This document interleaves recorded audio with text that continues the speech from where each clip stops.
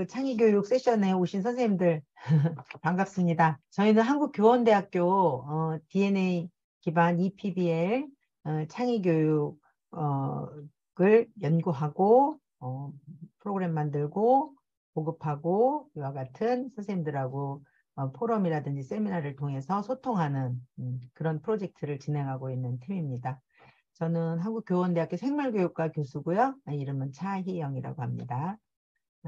우리 김연경 선생님 소개를 시켜드리겠습니다. 첫 번째 발표 지금 하셔야 되는데 우리 센터하고는 인연이 이제 작년부터 깊고요. 정말 아이디어도 많으시고 창의적이고 새로운 수업을 향해서 정말로 꾸준하게 열심히 도전하고 계신 선생님이시거든요. 개인적으로는 항상 존경의 마음 항상 가지고 있고요. 우리 김연경 선생님 프로필과 간단하게 소개를 좀 해드리고 시작하는 걸로 하겠습니다. 저는 여기 마치겠습니다.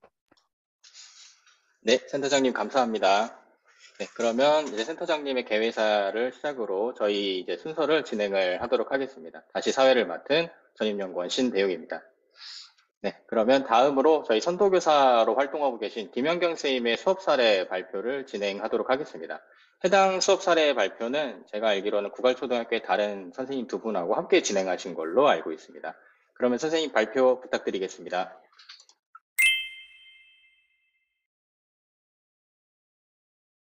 시작해 보도록 하겠습니다. SDGs를 AI로 해결하는 디지털 세계 시민 구갈 어린이라고 하는 주제로 올해 수업을 실천하고 있는 용인 구갈초 교사 김연경입니다.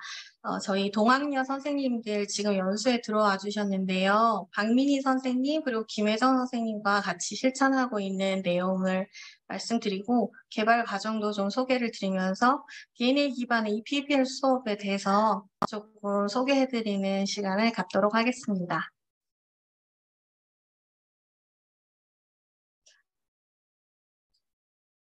먼저 DNA 기반 EPBL 수업에 대해서 저희가 이번에 개발을 하고 실행을 하고 있는데요. 먼저 PBL은 비구조화된 문제의 형태로 학생에게 문제를 제시하고 스스로 아이들이 해결 방법을 찾아가도록 하는 교수학습 방법인데요. 아이들이 주변의 문제들을 발견하고 해결 과정을 찾아가는 과정이 자신들의 주도적으로 이루어져야 하기 때문에 아이들이 길러야 하는 문제 해결력과 또 자기 주도성을 기르는데 아주 좋은 방법이라고 생각을 해왔었어요. 그런데 저희가 이제 환경도 많이 바뀌게 되고 기술의 발달도 생기고 그래서 시공 간의 제약을 벗어나서 온라인 환경을 기반으로 실시되는 이 PBL이라는 것을 이제 저도 경험하게 되어서 수업 실천을 하고 있습니다. 오늘 소개해드리는 DNA 기반 EPBL 수업은 앞서 말씀드린 것처럼 실세계 문제 상황에 대한 해결책을 제시하도록 하는 수업인데요. 거기에 DNA 요소가 활용되는 것을 토대로 아이들이 문제를 해결하게 됩니다. DNA는 뒤에서 말씀드리겠지만 미래 기술과 관련되어 있는 요소들이고 이를 통하여 아이들은 미래 기술과 함께 미래 인재를 위한 핵심 역량들을 기르고 그를 통해서 문제 해결을 경험하게 되도록 수업이 설계됩니다. DNA 기반 EPBL은 차시별로 차시 축소형과 일반형, 심화형으로 나누어지는데요. 저희는 아이들이 충분한 창의적으로 문제를 해결하도록 하는 시간을 확보하기 위해서 차시 심화형으로 운영을 하고 있습니다. 앞서 말씀드린 그 DNA 요소들을 한 가지씩 보면 데이터, 네트워크, 인공지능 그래서 이 세 가지가 모여서 DNA인데요. 저희가 지금 설계한 프로그램은 데이터 쪽에서는 중급 정도의 그리고 네트워크는 초급, 인공지능에서는 중급 정도의 내용을 다루고 있습니다. 물론 중고등학교에서 다루는 내용보다는 훨씬 낮은 수준이지만 아이들이 이 기술들을 이용해서 문제를 해결하는 산출물을 만들어서 만드는 데까지 가기 위해서 이론적인 내용은 물론 어렵지 않게 가르치지만 산출물을 만드는 과정에서 아이들이 쉽고 재미있게 이런 기술과 관련된 산출물을 만들기 위해서 저희는 노코드 플랫폼을 사용하였습니다. 그래서 만드는 과정은 어렵지 않으면서 데이터나 인공지능을 조금 수준 높게 이해를 하고 그 과정을 통해서 자연스럽게 배움이 일어나도록 하였습니다. 이 도구들은 후반부에 소개를 해드리도록 하겠습니다. 저희가 개발한 사례를 소개를 해드리도록 하겠습니다. 수업 주제는 SDGs를 AI로 해결하는 디지털 세계 시민 구갈 어린이입니다. 주제에서 드러나듯이 아이들이 해결해야 될 문제는 SDGs라고 하는 지속가능 개발 목표와 연계되어서 제시하였고요. 아이들은 이 문제들을 인공지능을 배우고 난 후에 이 인공지능으로 SDGs를 문제를 해결하는 쪽으로 아이들의 문제 해결 방향이 잡혀지게 됩니다. 이를 통해서 저희가 가장 중요하게 여겼던 것은 아이들이 세계 시민성이 길러지는 것이었어요. 그래서 디지털 기술을 통해서 문제를 그리고 그 문제는 나 혼자만의 문제가 아니라 우리가 모두 연결되어 있는 사회에서 가지게 되는 다양한 SDGs 문제를 다룸으로써 함께 공감하고 또 나의 어떤 문제 해결이 선한 영향을 끼칠 수 있도록 하는 방법으로 설계를 하였습니다. 저희 수업 목표는 SDGs를 해결할 수 있는 AI 앱이나 챗봇을 직접 만들어서 우리 사회 문제를 해결하는 경험을 통해 인공지능 리터러시도 높이고 창의적 문제 해결력도 신장하고 참여와 존중의 태도를 기르는 데 있습니다. 저희는 앞에 목표를 이루기 위해서 융합 수업을 설계하였는데요. 사회과와 수학 그리고 창체 융합을 하였습니다. DNA 요소로는 과학 저널 앱과 엑셀 그리고 AI 앱을 개발하기 위해서 AI 빌더와 파워 앱스 프로그램, 챗봇을 개발하기 위해서 버추얼 에이전트를 사용하였습니다. 교과별 성취 기준을 보면요. 사회 같은 경우에 주민 참여를 통해서 지역 문제를 해결하고 그에 맞는 태도를 기르고 다양한 문화가 확산되면서 생기는 다양한 문제를 해결 방안을 찾는 것 그리고 수학에서 데이터 분석, 창체에서 인공지능 교육으로 인공지능의 기계학습 원리를 이해하는 부분에 성취 기준을 가지고 와서 설계하였습니다. 저희가 4학년 2학기에 3단원을 적용하고 있는데요. 다양한 문제들의 상황을 저희가 SDGs라고 좀 구체화를 시켰어요. 이런 SDGs 문제로 상황을 설정한 이유는 보통 아이들이 문제 해결을 위해서 환경이나 다문화 문제만을 생각하기가 쉬운데 전 지구적인 다양한 문제를 알고 경험하면 그 문제 해결의 방식이나 문제를 바라보는 관점도 더 창의적으로 다변화될 수 있다고 생각하였습니다. 그리고 또한 세계 시민성을 함께 기르도록 설계를 하길 원했는데요. 그래서 저희에게 SDGs로 문제 상황을 설정하는 게 좋겠다고 생각하였고요. AI 기술을 융합시킨 것은 시대 변화로 저희가 디지털 기술과 소양이 굉장히 중요해진 상황에서 미래 기술을 활용해서 문제를 해결하는 경험을 할 수 있도록 저희가 AI 기술도 융합을 하여 주제를 정하였습니다. 저희가 이 수업이 EPBR로 이루어지다 보니 아이들이 방과 후나 그리고 쉬는 시간에도 선생님의 지도 없이도 같이 활동을 할 수 있도록 환경 조성에 좀 노력을 했는데요. 아이들이 이 처음에 낯설 수 있는 주제인 SDGs에 대해서 잘 알도록 하기 위해서 저희가 교실 환경을 구축을 하였습니다. 그래서 각 목표들을 잘 이해할 수 있도록 해주는 포스터도 붙이고요. 이 각각의 목표들을 이해할 수 있는 아주 작은 미션들을 제시를 해서 그 미션을 해결하면 아이들이 스티커를 얻어서 그 17개 목표를 모두 완성하는 것으로 이 각각의 목표들을 조금씩 알아가는 시간을 자연스럽게 가질 수 있도록 하였습니다. 그리고 이 각 목표와 연결되어 있는 책들을 저희가 정리를 해서 도서관에도 이렇게 전시를 하여 놓고 아이들이 수시로 읽을 수 있도록 하였고요. 교실에도 구비를 하여서 각 목표와 연결되어 있는 다양한 책을 읽을 수 있도록 하였습니다. 그리고 시공간 제약 없는 PBL 참여를 학생들이 할 수 있도록 하기 위해서 저희가 또 여러 가지를 마련했는데요. 저희의 프로젝트가 가장 중심이 되는 사이트를 구축해서 아이들이 필요한 정보와 활동해야 되는 사이트, 참고해야 되는 영상, 그리고 아이들의 그런 다양한 항목별로 활동하게 되는 것들을 소감과 인증샷을 올리는 모든 패들렛 링크들을 함께 모아서 사이트로 구축하여서 아이들이 베이스 캠프로 활용하도록 했고요. 그리고 각 각각의 그 목표들은 패들렛에 연결이 되어서 아이들이 그 간단한 미션들을 할 때마다 사진과 소감을 올림으로써 그 목표에 대해 좀 더 이해할 수 있도록 하였습니다. 그리고 태블릿과 컴퓨터를 이용해서 수업을 진행하였습니다. 초기에 SDGs를 좀 깊이 있게 이해하기 위한 시간을 아이들이 쉬는 시간과 방과 후를 이용해서 많이 가졌기 때문에 2주라고 하는 좀 넉넉한 시간을요. 교과 시간 4차시를 이용해서 아이들이 시나리오를 이해하고 AI 빌더를 활용해서 앱을 만들어 보는 것을 경험하는 것으로 하였습니다.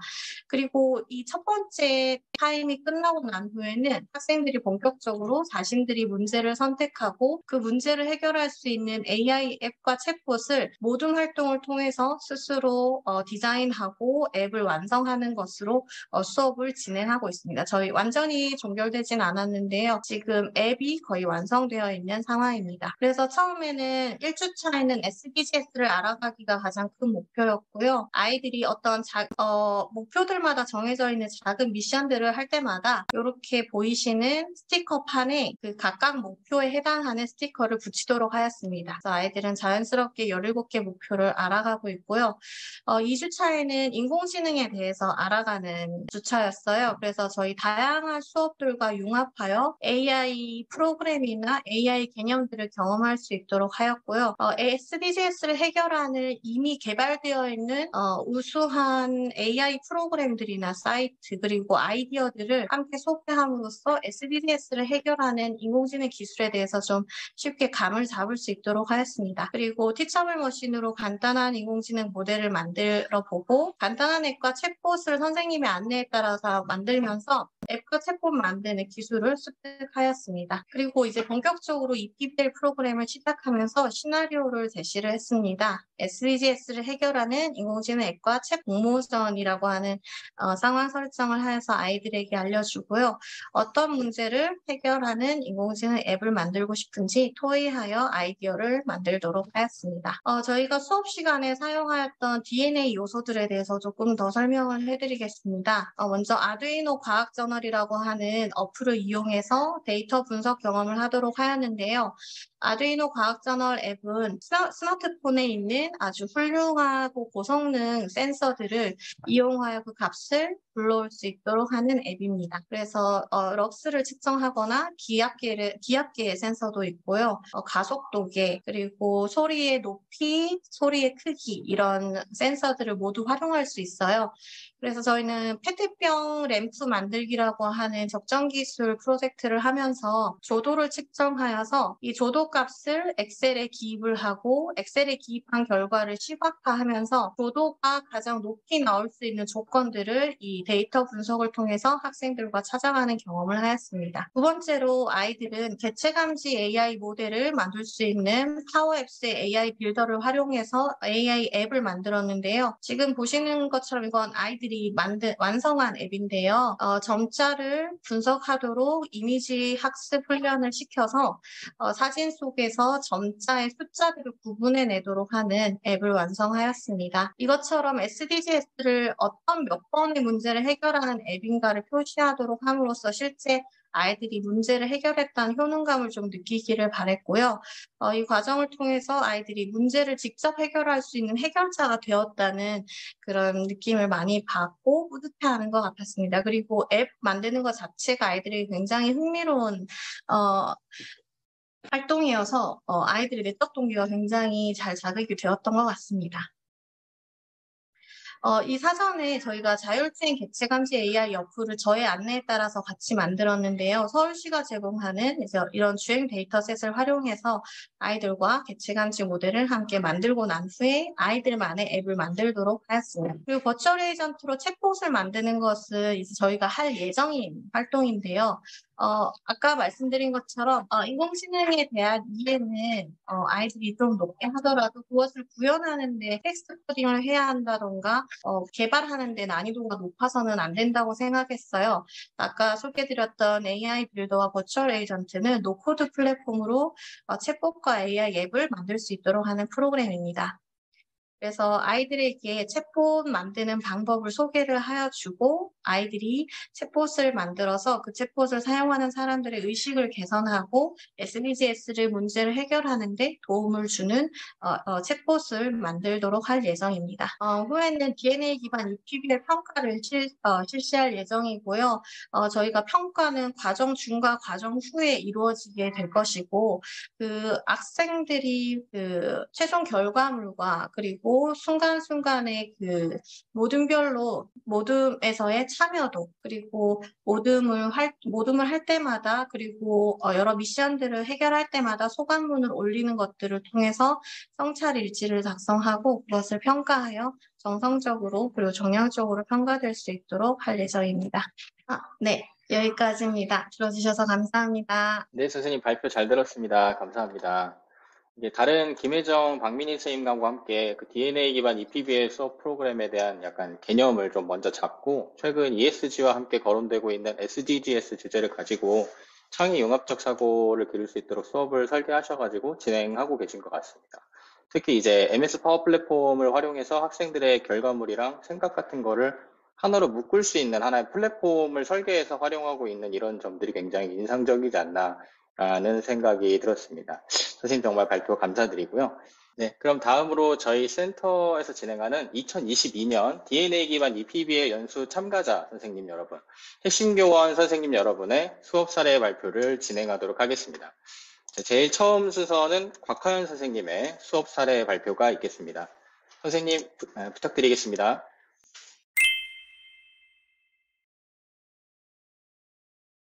안녕하세요. 안녕하세요. 네, 파워입스를 활용해 생태계 보존 방법을 찾는 수업 사례 우리 모두 생태계 지킴이 발표를 맡은 정남초 교사 곽하연입니다. 오늘 발표는 수업 계획, 수업 적용, 수업 나눔, 피드백 순으로 진행하려고 합니다. 저는 지금 과학 영어 전담 교사로 있어서요. 지금 저희 학교 5학년 학생들을 데리고 과학 5학년 2학기 난원 생물과 환경 단원에서 EPBL 수업을 진행했습니다. 간단하게 단원의 흐름을 좀 말씀드리면요. 생물과 비생물 요소에 대해서 학습을 하고 그 생물과 비생물 요소들이 서로 상호작용하면서 생태계 평형을 이루는 것에 대해서 학습을 한 후에 인간에 의한 환경 오염으로 인해서 이런 생태계에 어떤 영향을 주는지 학습을 하고 마지막으로 생태계 보존을 위한 노력에 대해서 배우게 되는 단원입니다. 저는 여기에서 마지막 차시인 생태계 보존을 위한 노력에 EPBL 수업을 적용하였습니다. 본 수업을 진행하기에 앞서서 저희 학교 학생들은 간단한 코딩 정도밖에 경험이 없어서 오렌지나 파워앱스와 같은 도구들에 대해서 공부하는 시간을 3차시 정도에 걸쳐서 진행을 했고요. 이 이후에 이제 수업은 생태계 훼손과 멸종위기 동물에 대해서 알아보고 생태계를 보호하고 또 이미 파괴된 생태계를 복구할 필요성과 그 방법에 대해서 알아보았습니다. 그리고 제가 문제의 상황을 제시를 하면 이에 대해서 아이들이 해결 방법을 탐색하고 직접 문제를 해결하고 수업을 돌아보는 순으로 수업을 계획을 하였습니다. 제가 이제 설정한 문제 상황인데요. 우리가 일상생활에서 생태계를 보존하기 위해서 실천할 수 있는 방법이 무엇인지 알아보고 수업을 듣지 않는 다른 학년 학생들에게 알릴 수 있는 방법이 무엇인지 찾아보자라고 한 게 문제 상황이었습니다. 이 문제에 대해서 잘 이해하기 위해서 우선 교과서를 기반으로 수업을 진행했고요. 추가적으로 아이들이 유튜브나 검색을 통해서 자료 조사를 진행을 했습니다. 무작정 이 문제를 너네들끼리 지금 배운 도구들을 활용해서 한번 해결해 봐라 라고 하면 좀 어려움을 느낄 수 있을 것 같아서 2가지 정도 제가 어플 예시를 제시를 해줬는데요. 멸종위기 동물에 대해서 지식을 전달할 수 있는 백과사전 어플을 만든다던가 친구들이 환경을 지키는 활동을 했을 때 포인트를 쌓을 수 있는 어플을 만들 수도 있다라고 제시를 해줬는데요. 학생들이 서로 토의 활동을 걸쳐서 최종적으로 결정했던 어플은 방탈출이라는 게임 어플이었어요. 그래서 사실 제가 이렇게 제시했던 고리타분한 어플보다는 아이들이 제시해줬던 이 아이디어가 게임이라는 걸 통해서 호기심이나 즐거움을 느끼면서도 지식을 습득할 수 있는 좋은 아이디어라는 생각이 들어서 이 방탈출로 결정을 하게 되었고요. 아이들이 원하는 내용들을 구현하는 데에는 파워앱스만 있으면 될 것 같았어요. 그래서 파워앱스 하나를 가지고 본 수업을 진행하였습니다. 간단하게 수업 장면을 좀 보여드리면요. 제가 칠판에 문제 상황을 제시를 했고 아이들이 여러 가지 해결 방법들을 제안을 했어요. 그중에서 방탈출 어플이 선택이 되었고 이 방탈출 어플을 만들기 위해서 필요한 일들을 같이 계획을 했고요. 또 전라북도 교육청 같은 경우에 아이들이 사용할 수 있는 개인 구글 계정을 생성할 수 있게 학교의 관리자 계정을 만들어줬어요. 그래서 아이들이 이 파워앱스 작업을 하는데 필요한 구글 계정을 생성해 주었습니다. 또 저희 학교 같은 경우에는 아이들이 1인당 사용할 수 있는 노트북이 충분하게 준비가 되어져 있어서요. 노트북을 이용해서 파워앱스를 수월하게 작업할 수 있었습니다. 이거는 실제로 아이들이 만든 방탈출 게임 어플인데요. 뭐 길을 가다가 어떤 아이가 바닥에 쓰레기를 버리는 환경 오염을 하는 행동을 하다가 어떤 방에 갇히게 되었다라는 스토리도 직접 제작을 하였고 주의사항을 보고 이렇게 문제를 풀다가 틀리면 다시 처음으로 돌아가게끔 애들이 설정을 했고요. 이렇게 문제를 풀면서 환경 오염을 시키지 않고 환경 보호할 수 있는 방법에 대해서 알 수 있게 아이들이 문제를 제작을 해줬고 문제를 다 풀고 나면 정보를 입력해서 자기의 학년반 번호 이름 그리고 간단한 소감을 적을 수 있게 어플을 제작을 했습니다. 또 저희 아이들이 이 방탈출에 성공한 친구들한테 간단하게 선물을 주는 행사를 진행하고 싶다고 해서 지금 그 행사를 홍보하는 포스터를 만들고 있는 장면이고요. 학교 곳곳에 이 홍보 포스터를 부착을 했고 이 홍보 포스터를 보고 다른 학년 학생들이 지금 어플을 사용하고 있는 모습입니다. 이 수업을 진행하면서 좀 생겼던 문제 상황이 저희가 아이들이 누가 방탈출을 했는지 알려면 그 정보를 수집할 수 있으면 좋겠다라고 해서 데이터버스 기능을 사용을 하려고 했는데 제가 이제 그 상황을 잘 모르고 파워앱스의 무료 버전에선 데이터버스를 사용할 수 없더라고요. 그래서 좀 수식어를 살펴보다 보니까 런치라는 링크 연결 수식이 있더라고요. 그래서 이 수식어를 이용해서 정보 입력 버튼을 누르면 구글에 그 워크시트로 넘어갈 수 있도록 해서 아이들이 정보를 입력할 수 있게끔 문제 상황을 해결했습니다. 또 수업이 끝나고 나서 이 어플을 사용했던 친구들과 어플 제작에 참여했던 친구들에게 간단하게 인터뷰 진행을 했는데요. 2학년 친구가 재미있었고 어떻게 환경을 보호할 수 있는지 알게 되었다고 해줬고요. 6학년 친구들은 이제 동생들이 만든 어플이다 보니까 고생했을 것 같다. 내가 만든다면 더 잘 만들 수 있을 것 같다. 라면서 본인들도 하고 싶다고 얘기하더라고요. 그리고 제작에 참여했던 5학년 학생들은 재미있었고 이런 어플을 만든 내가 멋있었다. 이런 어플을 만들 수 있다는 것이 뿌듯했다라면서 되게 높은 성취감을 보였고 또 본인이 하고 싶은 기능을 더 배워가지고 새로운 어플도 만들어보고 싶다고 되게 공부에 대해서 관심 없는 친구였는데 되게 높은 내적 동기가 형성된 걸 확인할 수 있어서 좋았어요. 저도 수업이 끝나고 나서 한 3가지 측면 정도에 대해서 생각을 해봤는데요. 첫 번째는 즐거움과 배움 사이의 균형이었습니다. 이 즐거움과 배움 사이의 균형이 잘 조화롭게 이루어지는 수업이 좋은 수업이라고 생각을 하는데 사실 이번에 진행했던 수업은 좀 즐거움에 치중이 되지 않았나라는 성찰을 하게 되었어요. 아이들이 우선 새로운 도구를 사용한다는 것 자체에 되게 설레했고 또 게임을 만든다고 하니까 되게 재미있게 참여는 했지만 그 어플 안에 들어있는 문제의 퀄리티는 사실 좀 부족한 면이 있었거든요. 그래서 다음에 이 수업을 진행할 때는 조금 더 아이들이 체계적으로 자료 조사를 할 수 있도록 가이드라인을 제시하려고 합니다. 두 번째로 저도 이 파워앱스를 이용해서 수업을 진행하는 게 처음이다 보니까 파워앱스의 기능들에 대해서 다 알고 있지 못했고 그래서 아이들이 구현하고자 했던 것들을 충분히 지원해주지 못한 것 같아요. 그래서 더 파워앱스뿐만 아니라 좀 EPBL 수업에 적용할 수 있는 다른 도구들에 대해서 저도 좀 더 공부를 하고 수업을 연구를 해서 진행을 하면 조금 더 수업에 내실화 있게 할 수 있겠다는 생각이 들었습니다. 마지막으로 또 제가 전담 교사이다 보니까 타 교과하고 융합 수업을 진행하는 데에는 좀 한계가 있었어요. 그리고 과학 수업 같은 경우에 5학년은 일주일에 3시간밖에 들지 않아서 시간적인 측면에서도 제한이 있었는데 내년도에 이 수업을 진행을 할 때는 학년 초에 선생님들하고 협의를 해서 교육과정 자체에 재구성해서 프로젝트로 집어 넣어 놓으면 조금 더 수업을 잘할 수 있겠다는 생각이 들었습니다. 네, 뭐 이런 아쉬운 점들을 다 떠나서 이렇게 새로운 EPBL 도구를 통해서 아이들이 어플을 제작을 하다 보니까 좀 지식의 소비자로 머물러 있었는데 이제 지식의 생산자로서 좀 한 걸음 나아갈 수 있었고 또 수업에 되게 재미있고 즐겁게 적극적으로 참여하는 모습을 보니까 저도 오랜만에 뿌듯한 수업을 진행할 수 있어서 좋았던 것 같습니다. 이상으로 발표 마치겠습니다. 감사합니다. 네, 선생님 발표 잘 들었습니다. 정말 감사합니다. 네, 아무래도 이게 포스트 코로나 시대로 접어들면서 생태계에 대한 관심이 좀 크게 증가하고 있거든요. 특히 이제 이런 상황을 EPBL이라는 문제 상황으로 잘 풀어내신 것 같습니다. 특히 이제 학생들의 참여를 통해서 수업의 방향성이 방탈출이라는 게임 환경을 활용하게 되거나 또는 새로운 문제 상황을 만나서 해결해가는 그런 유기적인 변화 과정이 굉장히 신선하고 인상 깊었다는 생각이 들었습니다.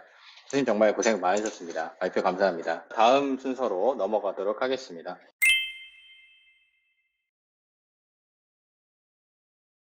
안녕하세요. 마이 드림잡 엑스포 주제로 발표를 맡은 성남 신기초등학교 교사 김아라입니다. 저는 영어 8단원, I'm a pilot 단원에서 직업을 묻고 답하는 다양한 활동을 통해서 자신의 장래 직업에 대해 생각해보고 영어 의사소통 능력을 기르는 것을 목표로 하는 단원을 골랐는데요. 교과서 속에는 간단한 명함 만들기로 활동이 제시되어 있지만 협력과업을 통해서 배운 표현도 좀 활용하고 다양한 직업에 관심을 가질 수 있도록 수업을 재구성해 봤습니다. 먼저 차시별 수업 흐름에 대해서 말씀을 드리겠습니다. 첫 번째로는 나의 장점을 찾고 미래 직업을 떠올려 보자입니다. 스스로 장점을 찾고 장점 카드를 만들어서 친구와 나누는 활동을 해보고 장점을 토대로 미래 직업을 떠올려보는 활동으로 구성을 했습니다. 두 번째로는 나에게 맞는 직업을 찾으려면 어떤 자료가 필요할까입니다. 아이들이 미래 직업을 찾는 과정에서 조금 더 많은 자료가 필요하다는 것을 스스로 깨닫고 이를 해결하기 위해서 정보를 찾아가는 과정으로 구성을 했습니다. 세 번째로는 마이 드림잡 엑스포 엔트리 프로그램을 계획하고 완성 후에 발표를 하는 수업으로 진행을 했습니다. 그럼 차시별로 자세히 말씀드리도록 하겠습니다. 먼저 장점 카드 만들기 활동을 했는데요. 자신의 장점을 찾아서 스스로 적어보도록 했습니다. 자신의 장점을 먼저 한글 한 단어로 정리를 해보고 그 단어를 영어 단어로 바꿔서 나타내 보도록 했습니다. 이 과정에서 영어 단어로 나타내기 어려운 친구들은 영어 사전을 활용해서 바꿀 수 있도록 지도를 했습니다. 나의 장점 찾는 활동이 끝나면 친구가 생각하는 나의 장점을 적어보도록 했습니다. 자유롭게 친구랑 대화를 하면서 나의 장점은 어떤 것인지 물어보고 친구가 이야기해준 장점도 영어 단어로 바꿔서 쓸 수 있도록 지도를 했습니다. 이렇게 정리한 장점 중에서 6가지를 골라서 나의 장점을 표현할 수 있는 영어 단어 카드를 이렇게 만들어 봤습니다. 그래서 앞장에는 영어를 적고 해당하는 그림을 그리고 뒷장에는 한글 뜻을 써 넣도록 했습니다. 마지막으로는 보시는 것과 같이 장점 카드를 친구에게 선물하는 활동을 했습니다. 자유롭게 돌아다니면서 가위가위보를 해서 이긴 사람이 먼저 진 사람의 장점 카드를 쭉 보고 선물 받고 싶은 장점을 이야기하고 서로 교환하는 활동을 진행했습니다. 이 과정에서 아이들은 친구들의 다양한 장점도 알게 되고 장점에 관한 영어 단어를 쉽게 익힐 수 있었습니다. 그 다음으로는 장점을 토대로 미래 직업을 떠올리는 활동을 진행했습니다. 먼저 처음에 스스로 생각한 장점 그리고 친구들에게 물어봤던 장점을 토대로 고른 6가지 장점을 보면서 어떤 직업을 가지면 좋을지 떠올려 보도록 했습니다. 그리고 친구들에게 고른 6가지 장점을 보여주면서 직업을 추천받도록 했습니다. 내가 생각한 직업하고 추천받은 직업을 비교해서 일치하는 친구도 있었지만 거의 대부분의 친구들이 일치하지 않았습니다. 그래서 아이들은 장점만으로는 직업을 선정하는데 어려움과 한계성을 느끼면서 문제 상황을 경험하도록 지도를 했습니다. 그렇다면 나에게 맞는 직업을 찾으려면 어떤 자료가 필요할지 이 부분에서는 모든별 토의를 진행을 했습니다. 그래서 모든별로 장점을 토대로 선정한 직업이 이제 달랐던 이유가 무엇이었을까 이야기를 나눠보도록 했고요. 그리고 이런 문제를 해결하기 위해서는 어떤 자료하고 정보가 필요한지 친구들과 함께 토의해 보도록 했습니다. 아이들은 장점 말고도 다른 자료가 필요하다는 것을 깨닫고 태블릿을 활용해서 스스로 자료를 찾아볼 수 있도록 했습니다. 진로 관련 검색어를 검색해 보기도 했고요. 주니어 커리어넷에서 어떤 정보가 있는지도 찾아봤습니다. 찾아본 활동이 마무리된 후에는 모든별로 결과물을 공유하고 이를 바탕으로 어떤 정보를 수집할지 최종 결정을 했습니다. 그리고 결정한 정보를 모둠에서 찾아보고 최종적으로 관심 있는 부자를 선정해서 그 분야에 해당하는 직업이 어떤 것이 있는지 조사하도록 했습니다. 그리고 그 중에서 자신의 미래 직업을 정할 수 있도록 지도했습니다. 세 번째로 마이 드림잡 엑스포 프로그램을 계획하기에서는 직업을 찾기까지의 핵심 단어를 선정하고 엔트리 코드를 살펴볼 수 있도록 했습니다. 핵심 단어 6가지는요, 처음에 장점 아이들이 적었던 6가지랑 이제 진로 관련해서 찾았었던 정보들을 포함해서 자신의 적성이나 진로 검사 결과 등을 포함해가지고 6가지를 선정하도록 지도를 했습니다.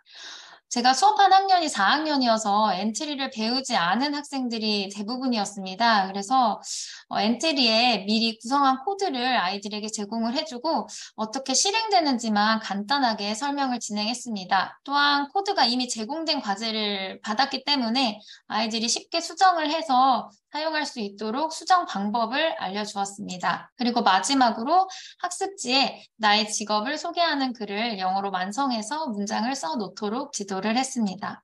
코드를 이미 구성해서 제공했기 때문에 그 안에서 아이들이 원하는 캐릭터를 고르고 배경을 변경할 수 있도록 했고요. 핵심 단어 6가지를 수정해서 입력할 수 있도록 지도를 했습니다. 마지막으로 직업 소개하는 글을 입력해서 프로그램을 완성할 수 있도록 지도를 했습니다. 프로그램을 완성한 후에는 이렇게 발표를 진행했는데 단순히 친구들의 발표를 수동적으로 듣는 게 아니라 이 6가지 단어로 이 직업이 선택됐구나를 생각하면서 능동적으로 참여할 수 있도록 했습니다. 잠시 설명을 드리자면 먼저 앉아있는 아이들이 What do you do? 라고 물어보면 발표하는 학생이 자신의 캐릭터를 클릭을 합니다. 그러면 앉아있는 학생들이 친구의 핵심 단어 6가지를 보고 직업을 유추해서 맞춰보는 활동을 했습니다. 이 6가지 단어 중에 혹시 어려운 단어가 있으면 발표하는 학생이 직접 뜻을 설명할 수 있도록 했습니다. 그리고 발표하는 아이가 직접 친구들의 발표를 시켜보고 정답이 나오면 엔터키를 눌러서 자신의 직업을 소개하는 글을 읽고 모둠의 모든 학생들이 한 사람씩 자신의 캐릭터에 해당하는 발표를 진행하도록 했습니다. 이렇게만 설명드리면 조금 이해가 안 되실 것 같아서 학생들의 작품을 잠시 소개해 드리도록 하겠습니다. 먼저 이제 제가 엔트리에서 학급 과제로 이렇게 넣어놨고요. 그래서 과제 현황을 보시면 이제 저희가 5모듬씩 4반이기 때문에 20모듬이 다 완료는 됐는데 한 모듬에서 여러 명 친구들이 들어와서 지금 완료가 안 된 걸 볼 수 있는데요. 이 중에서 하나만 클릭해 보도록 하겠습니다. 아이들의 작품을 보시면 코드는 제가 기본적으로 넣어 놓은 거고요. 수정을 어떻게 했는지 살펴보겠습니다. 마이 드림잡 엑스포에 오신 것을 환영합니다. 우리 모든 친구들의 미래 직업을 알아봅시다. 가장 궁금한 캐릭터부터 클릭해주세요. 자, 이렇게 나오면 아이들이 이제 자신의 캐릭터를 다 고른 거고요. 한 명 한 명. 그래서 아이들이 어떤 게 궁금한지 물어보고 클릭하게 됩니다. 직업을 선택하게 된 핵심 단어는 뮤지컬, 액팅, 라이트 뮤직, 댄스, 카인드, 싱입니다. 이렇게 6가지 단어가 나오면 이 중에서 궁금한 것이 있으면 친구들에게 물어보기도 하고요. 그래서 친구들이 이제 앉아있는 친구들이 What do you do? 라고 물어보면 이제 이 친구가 클릭을 했으니까 이제 앉아있는 친구들이 이 6가지 단어를 보고 맞추는 겁니다. 그래서 이 직업을 맞추고 그다음에 나가기 버튼을 누르고요. 마이 드림잡 엑스포에 오신 것을 환영합니다. 우리 모든 친구들의 미래 직업을 알아봅시다. 가장 궁금한 캐릭터부터 클릭해주세요. 이제 두 번째 친구가 기다렸다가 직업을 친구들이 선택하게 된 핵심 단어는 후드, 데커레이트, 메이크, 센시티브, 페이션스, 클린입니다. 네, 요것도 이제 친구들이 발표를 어떻게 맞추는지를 보고 직업을 마이 소개하고 드림잡 끝내게 됩니다. 엑스포에 오신 것을 환영합니다. 이렇게 해서 5명의 친구들이 다 발표가 끝나면 이제 발표가 마무리됩니다. 한 모듬의 발표가 마무리되게 되고요. 그래서 마지막으로는 모든 평가서를 작성하고 소감을 나누는 활동으로 수업을 마무리를 했습니다. 수업을 직접 진행을 해보니까 어려운 점도 있었고 뿌듯한 점도 있었습니다. 수업 적용 결과 성찰에 대해서 말씀을 드리겠습니다. 처음에 이제 아이들이 생각보다 장점을 적는 활동을 어려워하더라고요. 나는 이걸 잘하는데, 근데 저 친구가 나보다 더 이걸 잘해라는 생각을 가지고 있어서 선뜻 적지를 못하고, 선생님 저는 장점이 없는 것 같아요 하는 학생들도 있었습니다. 그래서 이제 친구와 비교하는 게 아니라 내 자신을 기준으로 내가 뭘 더 잘할 수 있는지 장점을 적을 수 있도록 지도를 했습니다. 두 번째로는 이제 아이들이 당점 카드를 만들고 나누는 활동에는 굉장히 적극적으로 참여를 했습니다. 그리고 장점 카드에 적혀 있는 단어를 집중해서 학습도 했고 그 단어가 어떤 것이었는지 기억하는 모습도 보여주었습니다. 세 번째로는 문제 해결 과정에서 정보를 찾는 과정을 조금 어려워했습니다. 저희가 아까 전에 이제 장점 이외에 어떤 자료를 수집해야 되는지 인터넷에 검색을 해야 되는데 아직 4학년 학생들이다 보니까 어떤 검색어로 어떻게 검색을 해야 될지 고민하는 모습을 조금 보였습니다. 그래서 어떤 검색어로 하면 좋을지 조금씩 조언을 해주면서 아이들이 스스로 답을 찾아갈 수 있도록 지도를 했고요. 주니어 커리어넷이라고 해서 굉장히 진로 관련해서 잘 정리되어 있는 사이트가 있습니다.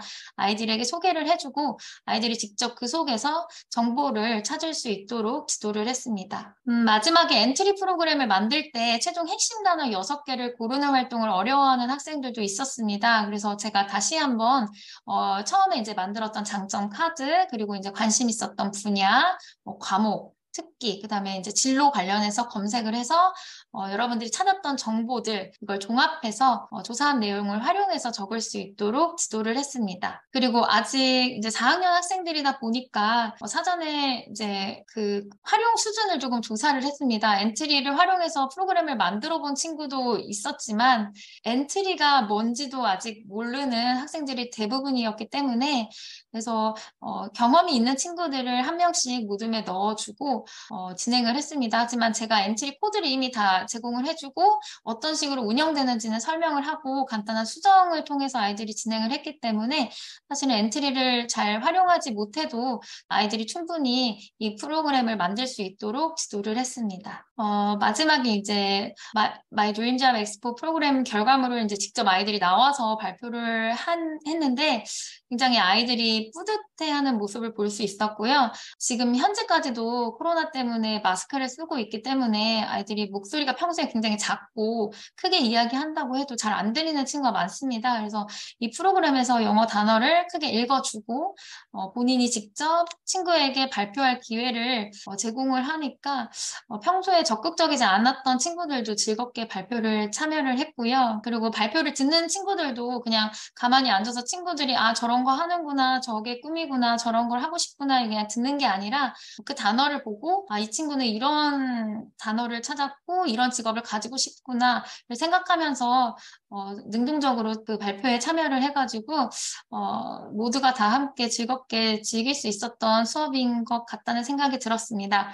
그래서 교과서에 나왔던 단순히 명함 만드는 수업 말고 이렇게 재구성해본 기회를 마련할 수 있어서 좋았던 경험이었습니다. 네, 이상으로 발표를 마치겠습니다. 감사합니다. 네, 선생님 발표 감사합니다. 저희 4차 산업혁명 이후로 사회랑 기술 변화가 굉장히 빨리 진행되고 있거든요. 이번에 이제 스테이블 디퓨전이라고 하는 알고리즘은 그것 때문에 이제 인공지능 그림 대회가 한번 뒤집어진 적이 있었고, GPT-3 같은 경우에는 이제 인간하고 어느 정도 대화나 토론이 가능한 수준까지 조금 올라왔습니다. 이런 환경에서 이제 미래 직업에 어떤 장점이 필요할까라는 이런 문제 상황을 정해주고 또 이를 토대로 온라인 시간인 DNA 리터러시 활동을 진행할 수 있도록 지도해 주신 부분이나 또 학생들이 본인이 원하는 직업을 찾아갈 수 있도록 수업을 이렇게 설계해서 진행하셨다는 것 자체가 굉장히 의미 있는 시간이 아니었을까 싶습니다. 이게 영어 교과를 하시면서 쉬운 일이 아니신데 정말 신선한 주제로 진행하시느라 고생 많으셨습니다. 아까 보니까 이제 채팅으로 하나 올라온 질문이 있었거든요. 아, 네. 네네. 그 영어 발음이 엔트리에서 읽어주는 영어 발음이 자연스럽지 않다고 하셨는데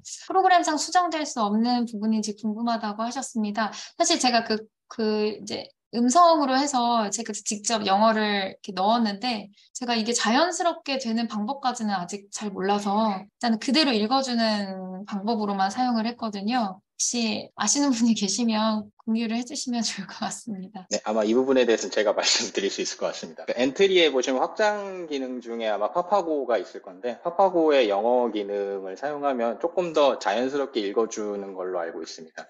네, 그럼 다음으로 저희 김누리 선생님의 수업 사례 발표가 있겠습니다.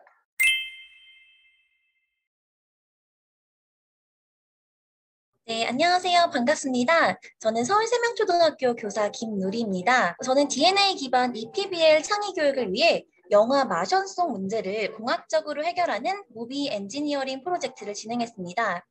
당신은 무사히 살아 돌아올 수 있을 것인가? 지금부터 마션 지구기한 프로젝트 소개해드리겠습니다.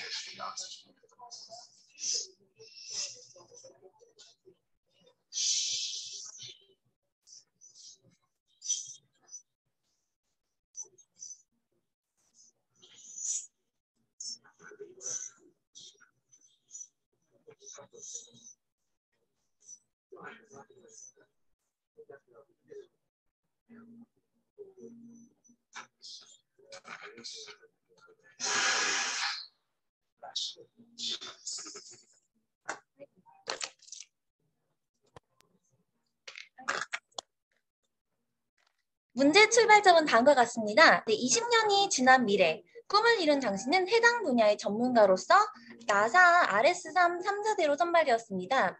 화성에 무사히 도착해서 탐사한 도중 갑작스러운 모래폭풍에 휩쓸린 당신과 친구들, 급적으로 살아남았지만 탐사대는 당신이 사망했다고 판단하여 떠나버렸고 구출까지는 너무나 많은 시간이 남았습니다. 당신은 과연 살아 돌아올 수 있을까요? 네, 학생들은 영화 마션의 주인공 마트 와트니와 함께 화성에서 생존한 우주 탐사대원으로서 구출 전까지 화성에서 살아남아야 합니다. 본 프로그램은 다음과 같은 무비 엔지니어링을 통해 영화 속 문제를 찾아서 인공지능을 활용해서 이것을 해결한 후에 발표하고 질의 응답하는 과정에서 인문학적 상상력과 과학기술적 해결력을 기르는 것을 목표로 삼았습니다. 프로그램 흐름은 다음 세 가지 주제로 이루어져 있습니다. 먼저 화성 자율주행 탐사 로봇을 만들게 됩니다. 이는 영화 속의 탐사 로봇의 딜레이 문제를 해결하기 위함입니다.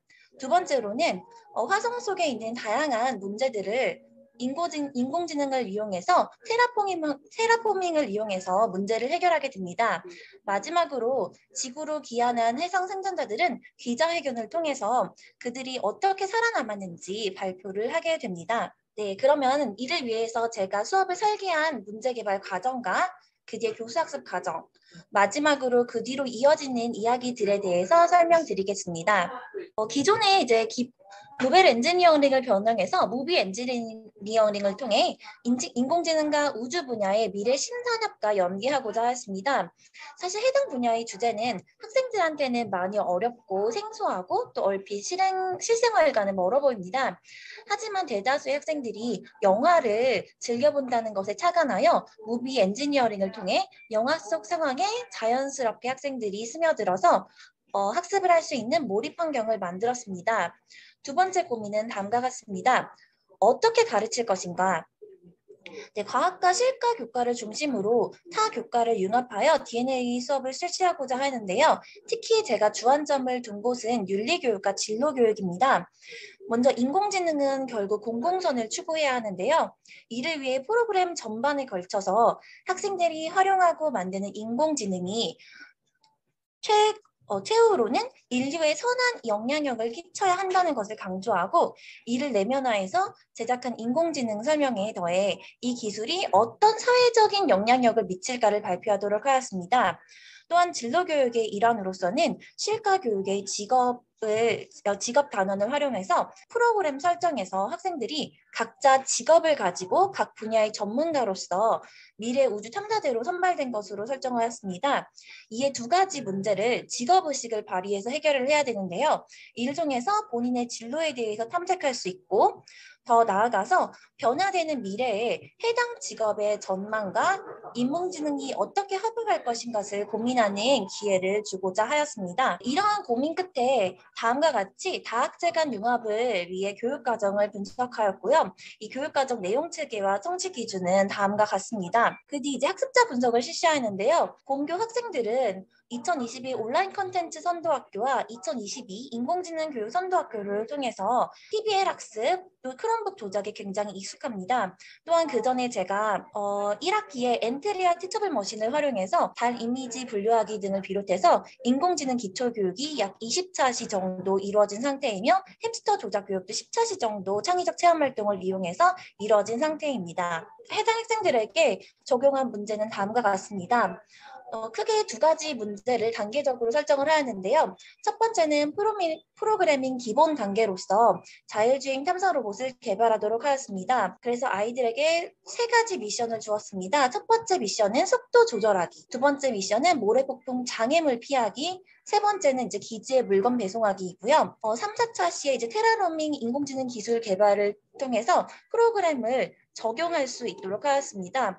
이때 중요한 것은 공공선을 추구하는 테라포밍 목표를 선정하고 그 뒤에 인공지능 기술을 활용해서 테라포밍을 하도록 하였습니다. 해당 문제를 검토하였을 때 가장 크게 문제가 되는 것은 주어진 시간 내에 해결할 수 있을까라는 고민이 들었는데요. 이를 해결하기 위해서 학생들에게 사후 과제를 제시하도록 하였습니다. 먼저 학생들이 개발한 결과물을 피드백을 바탕으로 개선할 것을 과제로 제시했고요. 이 과제를 해결하는 데 동기유발을 하기 위해서 다양한 후속 행사를 준비했습니다. 이것은 저희 이제 수업 차시에 들어가 있지는 않는데요. 이 뒤에 자율주행 탐사 로봇 대회, 그리고 학생들이 기자회견을 통해서 발표했던 것들을 테라포밍 전시 등으로 학생들에게 사후 행사를 홍보하여서 사후 과제에 대한 동기 유발을 하도록 하였습니다. 그리고 학생들에게 주어진 역할은 두 가지가 있습니다. 공통적으로 학생들은 화성 탐사 대원으로서 우주 미션을 해결해서 인류 공공선에 기여해야 하고요. 가장 이제 제가 많이 중점적으로 둔 것은 바로 진로를 고려한 역할 부여였습니다.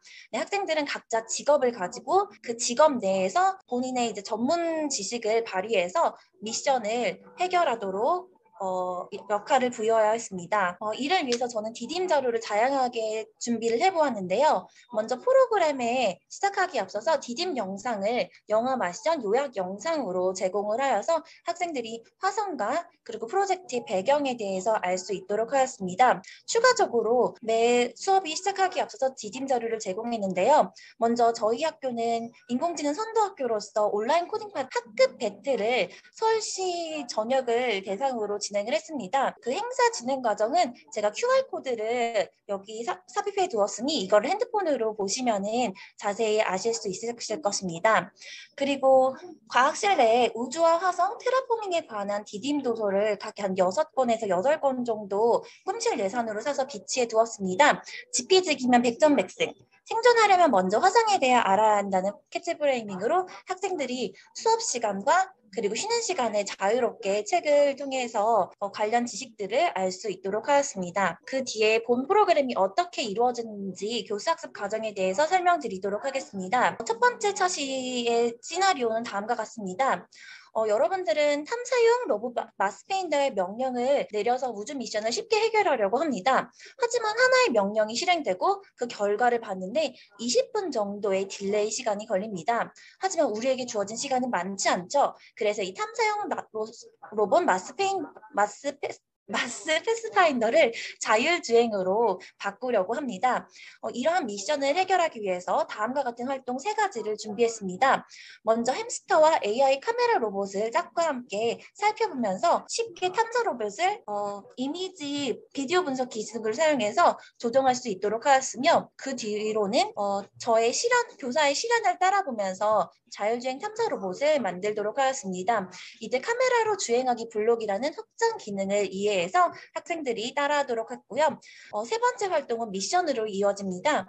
아까 말씀드렸던 속도 조절하기 그리고 장애물 피하기 등의 3단계로 이루어진 탐사 미션을 학생들이 모든 별로 해결하도록 하였습니다. 3, 4차 시는 화성을 인공지능으로 테라포밍하기 주제로 이루어졌습니다. 시나리오는 다음과 같습니다. 자율탐사 로봇으로 화성 내 다른 기지에 도착한 당신은 드디어 지구와 연락이 닿았습니다. 하지만 구출까지는 너무나 많은 시간이 남았는데, 이를 위해서 학생들은 지구 개조 작업을 시작하게 됩니다. 각자 모든 별로 영화 마션 속의 문제를 찾고 잠정적 해결책을 결정하고 토의를 하게 됩니다. 가장 중요한 것은 그들이 이제 해결책을 찾은 것이 인공지능 윤리 원칙에 부합하는지 여부를 토의하게 되고, 최종적으로 팀별 테라포밍 목표를 선정하고 발표하게 됩니다. 이때 모든 별로 자신의 직업을 고려해서 직업과 관련되어 있는 해결 방안을 내놓도록 하였습니다. 그 뒤로 이제 학생들이 인공지능 기술을 활용해서 알고리즘을 바탕으로 코딩을 하게 되었는데요. 학생들의 결과물을 보시면 다음과 같습니다. 기본적으로 이제 인간인식 인공지능, 우주복 착용 인공지능이 많이 나오기도 했는데요. 학생들이 요리사가 직업인 경우에는 우주선 자동음식 개그기, 그리고 개그맨이 꿈인 경우에는 한경과 개그 AI 같은 본인들의 이제 진로를 반영한 인공지능들도 많이 개발이 되었습니다. 하지만 학생들의 굉장히 차이가 날 수 있는데요. 그래서 반드시 엔트리가 아니라 다양한 웹 기반의 인공지능 도구들을 이용할 수 있도록 하였습니다.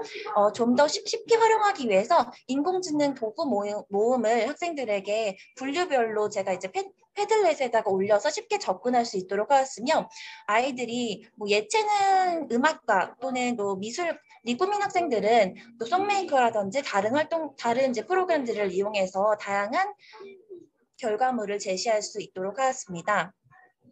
학생들이 만든 결과물을 잠깐 살펴보시면 다음과 같습니다. 어서오세요. 엔트리 스마트홈입니다. 사용하면 배울 수 있습니다. 환영합니다. 종작했어. 제품 정보. 목표 강화가 동작지 발견. 네, 이제 자동차치 발현 성공 태풍의 힘을 측정합니다. 네, 해당 학생 김세 학생은 이제 건물 건축과 관련된 꿈을 가지고 있어서 화성 스마트홈을 이렇게 개발을 해보았고요. 보통 학생들이 가장 많이 만든 것은 이제 이러한 우주복 착용 확인 AI 등을 만들었습니다.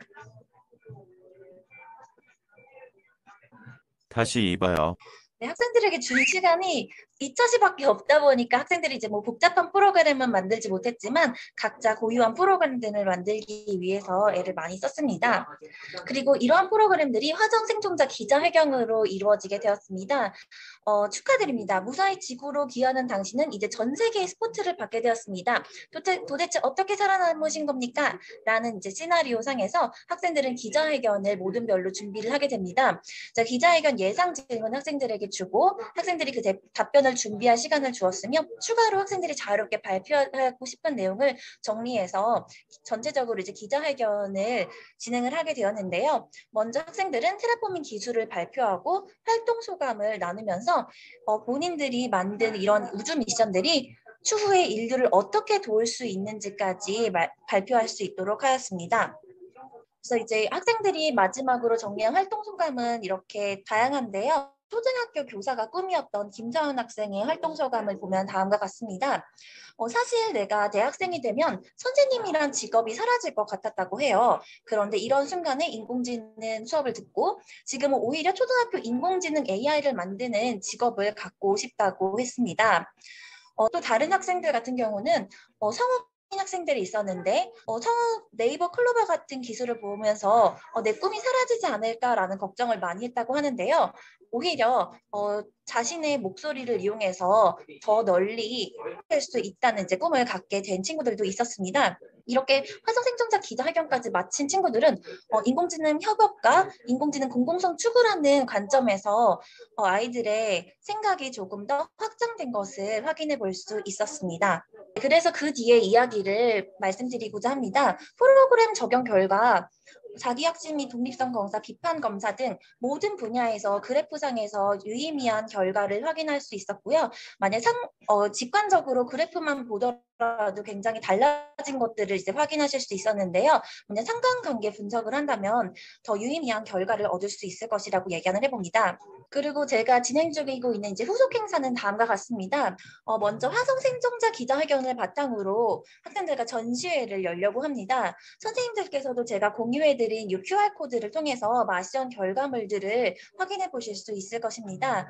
제가 96명 학생들을 대상으로 진행을 했고요. 학생들이 만든 다양한 엔트리, 다른 프로그램들과 활동 소감을 보실 수 있으실 것 같습니다. 그 뒤에는 마스 패스파인더 자율주행 대회를 열려고 하는데요. 아까 사후 과제로 학생들이 피드백을 바탕으로 개선을 하도록 제시를 했었습니다. 아마 그 제시한 것을 자율주행 대회로 확인해 볼 수 있을 것 같습니다. 또한 저희 초등학교는요, 강남 서초 교육지원청 이제 소모임을 통해서 강남 서초 미래교육센터를 방문한 적이 있었어요. 이를 통해서 공교 6학년 재학 학생들은 12월 초에 강남 서초 미래교육센터로 현장 체험 학습이 예정되어 있습니다. 이 미래교육센터의 주제도 마션 테라포밍이 주제이기 때문에 학생들이 이번에 공부한 내용들을 바탕으로 더 꿈을 펼쳐가는 데 도움이 될 수 있을 거라고 생각이 됩니다. 제가 준비한 수업은 여기까지였습니다. 혹시 궁금한 점 있으시면 질의응답 해주시면 감사하겠습니다. 발표 잘 들었습니다. 예, 무비 엔지니어링이죠. 그걸 통해서 이제 학생들한테 EPB의 문제 상황을 좀 몰입감 있게 부여하고 또 학생들의 학습자 특성이나 이런 거 고려해서 효과적으로 수업을 진행하지 않으셨나라는 생각이 많이 들었습니다. 사실 저도 이 수업 계획안 보고 마술 영화 한 번 더 봤거든요. 몰입감이 좀 있더라고요. 그리고 이제 말씀 주신 자율주행 대회나 생존 기자회견과 같은 다양한 활동을 수업에서 또 이렇게 계속 진행하려고 하신다는 것도 정말 좀 인상 깊었습니다. 이런 걸 또 이제 추가 디딤 자료나 이런 것 좀 찾아가면서 진행하셨다는 게 정말 노력을 많이 하신 것 같아요. 정말 고생 많으셨습니다. 네, 그럼 다음 순서로 저희 심지혜 선생님의 수업 사례 발표가 있겠습니다.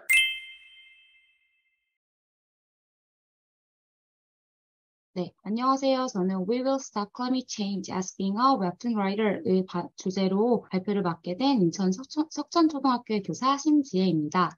우선 저희 학교 학생들의 학습자 특성에 대해서 설명을 드리면 기기 환경이 1인당 한 대의 태블릿 PC와 노트북이 모두 구비가 되어 있는 상황이고 무선 인터넷 환경이 잘 구축되어 있습니다. 그래서 저랑 아이들이 함께 5학년 학생들과 함께 영어 과목을 같이 공부를 하고 있는데요. 1학기 때부터 현재까지 태블릿을 활용해서 영어 수업을 진행하고 있고 8월 달부터 AI와 메타버스 기반 프로그램을 가정과 연계해서 자기주도적 영어 학습으로 활용하고 있기 때문에 아이들이 굉장히 이런 태블릿이나 무선 기기, 스마트 기기를 활용하는 데는 능숙한 모습을 보이고 있습니다. 그리고 5학년 1학기 과학이나 실과 교과에서 학력을 제대로 학습한 경험이 있기 때문에 전반적으로 기후위기에 대한 관심이 높은 편이라고 할 수 있습니다. 저희 학부는 영어 사교육을 통해서 선행학습을 한 학생이 80% 이상의 아주 높은 영어 교육률을 보이고 있는 학부여서 아이들이 영어 말하기는 굉장히 익숙한데 글쓰기 수업은 좀 익숙하지 않은 모습을 보이고 있고 아이들이 모듬원들에게 자신의 생각을 말로 표현하는데 두려움과 방법상 미숙함이 일부 존재하는 특성도 보이고 있었습니다. 저는 어떤 문제 상황을 설정을 해두었냐면 과학자들이 2040년 정도가 되면 환경 여건들이 한계선을 넘어설 것이라고 이야기를 많이 하는데 이 원인을 빅데이터를 통해서 한번 분석을 해보고 이것들을 함께 해결하기 위해서 지구촌 친구들에게 같이 알려보고 홍보를 해보자라는 캠페인 활동을 진행을 해보았습니다.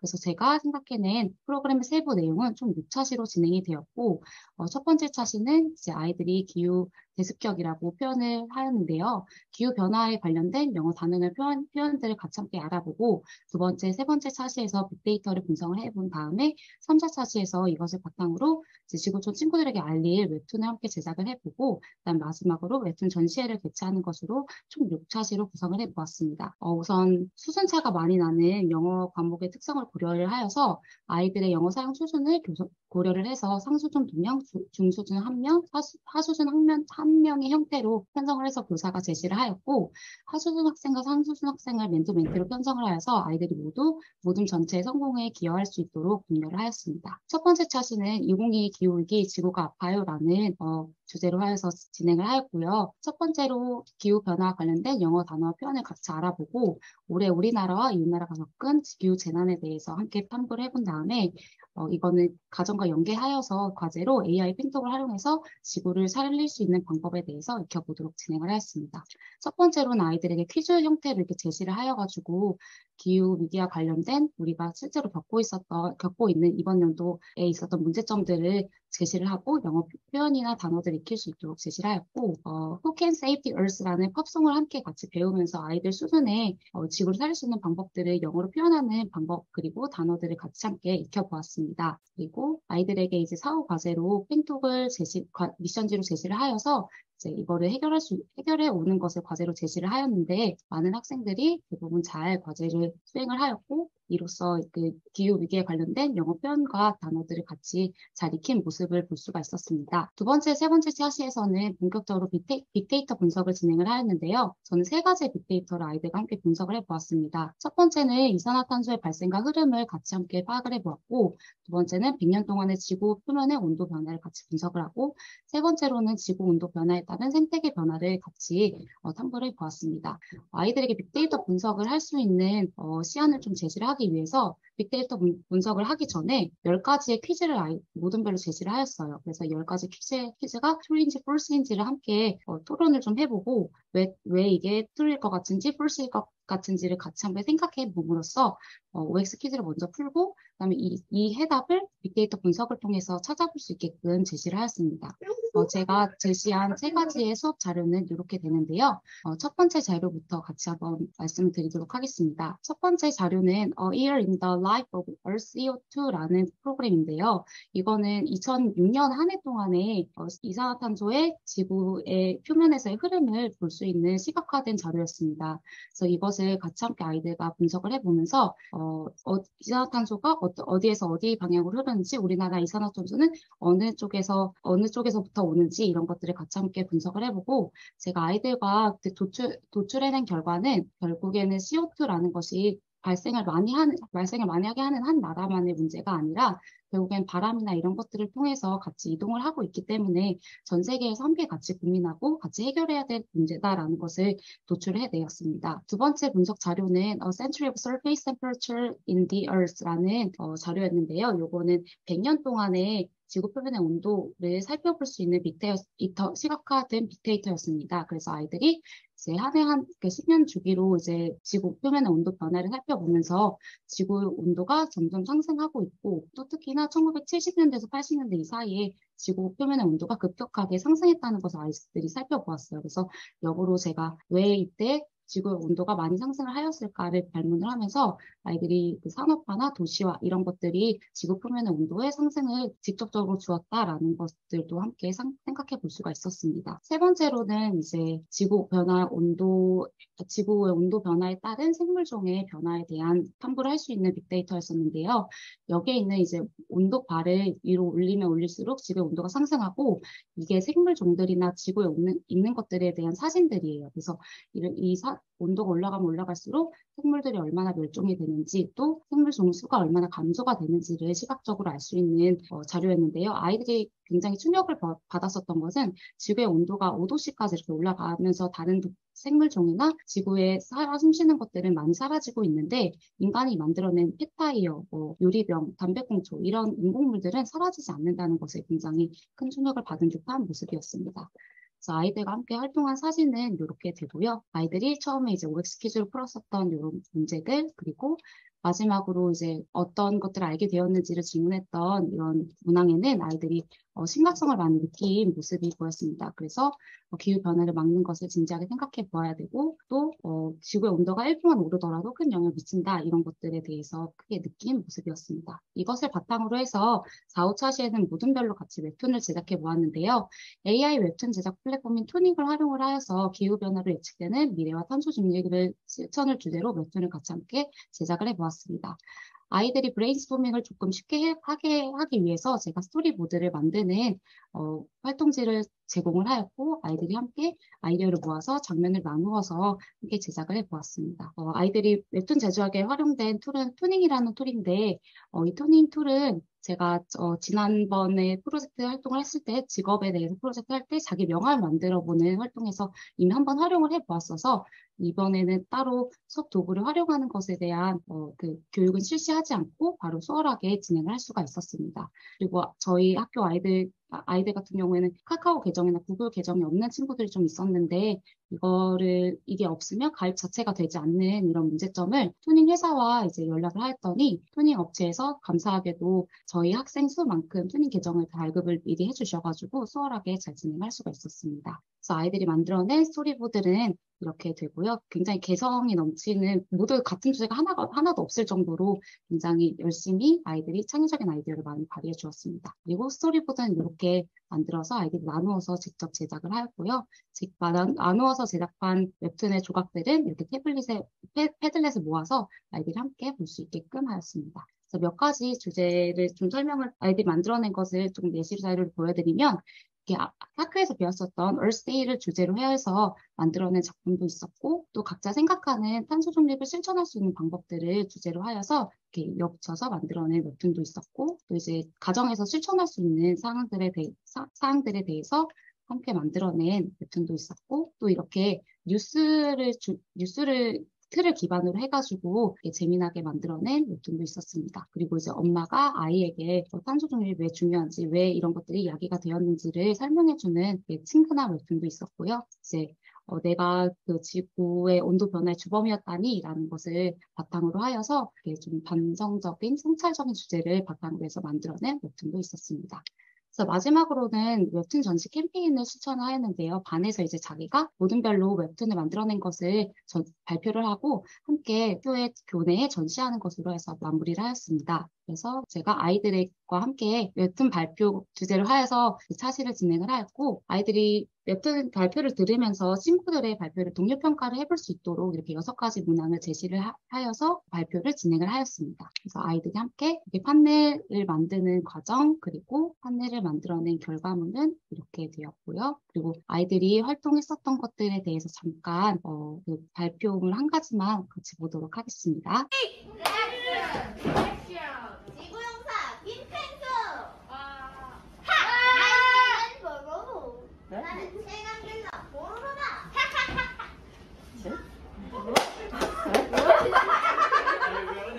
왜 10번이 나와? 마이 갓. 어머 이걸 어쩐데요? Hey, let's kill 보로. 우리 보로로 죽이자. 오케이 맛없어. 알겠어 맛없어. 김펭수. 나는 김펭수다. 못했어. 수아처럼 깜짝아. 나가겠어.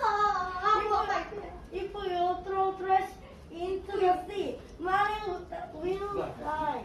네가 쓰레기를 바다에 버리면 바다 속 해양 생물들이 죽어. Oh my god. 안 돼. 수비 터뜨려. 네, 되게 귀엽죠. 아이들이 이제 친근하게 생각하고 있는 웹툰을 주제로 하고 또 등장인물이 있다 보니까 이렇게 롤플레이 형식으로 많이 진행을 하였고요. 이렇게 발표를 듣는 동안 다른 모든 친구들은 이 친구들의 발표를 평가를 할 수 있게끔 이렇게 하였더니 듣는 청중의 집중도나 이런 것들도 굉장히 높았던 장점이 있었습니다. 그리고 활동 결과는 이렇게 교내에 전시를 함으로써 다른 학년들과도 나눌 수 있도록 진행을 하였습니다. 저의 발표는 여기까지입니다. 감사합니다. 발표 잘 들었습니다. 정말 감사합니다. 기후변화라는 주제가 생각보다 넓고 자료가 많아서 이게 굉장히 진행하기 어려우실 텐데 적절하게 학습지나 이런 걸 잘 사용하셔가지고 PBL 큰 틀 수업을 잘 진행하신 것 같습니다. 특히 이제 데이터나 관련 서비스를 찾는 것뿐만이 아니라 이걸 활용하는 능력도 굉장히 중요하거든요. 근데 그런 부분에서 정말 다양한 퀄리티 있는 자료들을 잘 사용하지 않으셨나. 그 점에서 정말 인상 깊은 발표였습니다. 선생님 감사합니다. 이제 일단 이번 세션을 마무리 짓는 인사를 먼저 드리도록 하겠습니다. 이렇게 해서 선생님 저희 모든 초등분반 세션의 발표를 감사히 잘 들었습니다. 보통 정보교과나 과학교과 위주로 해당 활동이 많이 이루어지는데 반해서 저희 초등분반 같은 경우에는 이제 영어나 사회, 보다 이제 좀 실험적이고 새로운 교과에서 앱을 제작하거나 플랫폼을 구축하거나 다양한 퀄리티 있는 정보를 활용하는 조금 더 실험적이고 다양한 활동들이 많이 이루어진 것 같습니다. 그럼에도 불구하고 굉장히 좋은 성과와 반응을 이끌어낼 수 있었다는 게 정말 선생님들의 다 노력 덕분이 아닌가라는 말씀을 한번 드리고 싶습니다. 발표해주신 선생님 여러분 정말 고생 많으셨고요. 그리고 이제 본인 자리에서 또 저희 센터와 함께 활동해주시는 저희 초등분반 다른 핵심 교원 선생님들께도 이 자리를 빌어 감사하다는 말씀 한번 드리겠습니다. 초등분반 선생님 여러분 정말 고생 많으셨습니다. 네, 그럼 이만 초등분반 발표를 마치도록 하겠습니다. 퇴회사는 4시 30분 이후에 진행되는 분반 수업 사례 발표에서 진행하도록 하겠습니다. 감사합니다.